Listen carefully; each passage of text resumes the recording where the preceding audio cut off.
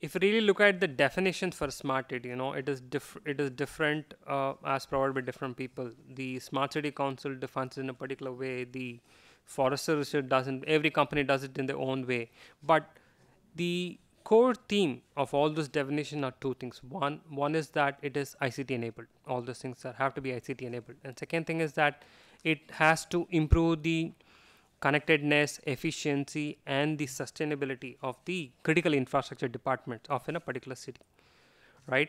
And also talks about the improving the living, working, and sustainability of the citizens, who are part of that.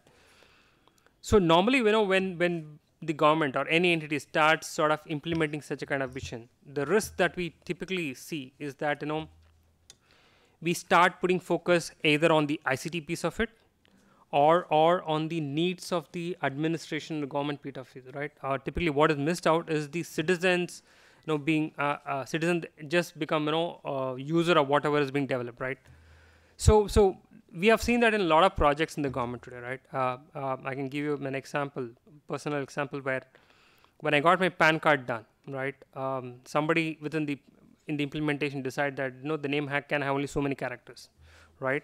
And I got a pretty long name, Ananthnarayanan, right? Where do you fit in? So I have a PAN card which I cannot use for my ID proof because my name is not as in what I declare as my name is. So the words have been cut. So what really happens is, in an implementation, right? I have got a PAN card that I can't use as my ID proof, right? So that can't be happening. So what needs to be the central piece of all this thing have to be the citizens, right?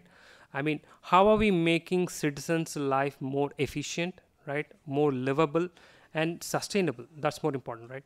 So we got to put citizen at the center of all these things. And any design that we do has to be kept in mind. Technology will follow. There are actually technology for everything that we can actually think of today. Most of those, right? So as long as we create a model with citizen at the center, right, we are not going to get much far. Maybe 10 years down the line, we'll see, we've created a model that's not working. That's where the example of, and it's important to do that. The next thing I want to talk about is, about smart cities, that when we are designing it, right, there are challenges as of today, and as the structural, as Arvind rightly said, there are the biggest challenge is the interplay of all those agencies that operate within a city, right?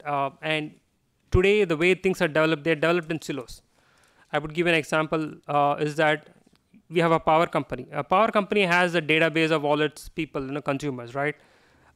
That is different from what your communication service provider has, right? That is different from what the health ministry has. So we got a database that is replicated across some 10 every ministries. So what we need to be looking at is a holistic picture of how do we get all these things connected, right? How do we use one systems across many of these things? So that is a key issue that we need to work on. Second thing is that, if you really look at most of the NEGP programs, right, the way they are actually structured, typically in a center state, is that, center does an implementation, they give you a framework, and state implements their own thing. So, which basically means that you would have about some 35 implementations of the same thing happening across, this thing. I mean, why can't we have one core system implemented, right, replicated across 35 states? It would save time, it would save money, it would save a lot of effort, right? So we got to look at ways of, and one of the things that the minister of said was they are looking at how do we implement it faster, right? So the faster way of doing things is we have one common core architecture defined. You put in a lot of thought into it, right, and then replicate them, right? Of course, there will be a lot of customization that you want to do that can be done on the periphery. So the next thing that the critical issues are capacity building, right? And typically, cities don't have the capabilities or the technology, stuff to basically implement some of those things. There has to be robust support mechanisms, at least at some central level to support all this implementation. And fourth thing is the financing. Financing is a great problem today, right? And we got to look at innovative ways of financing this, right? And finally, it's about capacity building.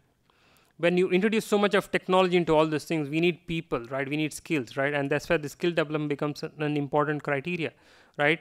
We got to look at all those things parallelly, and it all depends on how well we are able to, work closely as an industry, as government, citizens, right, in trying to get this overall architecture rolled out.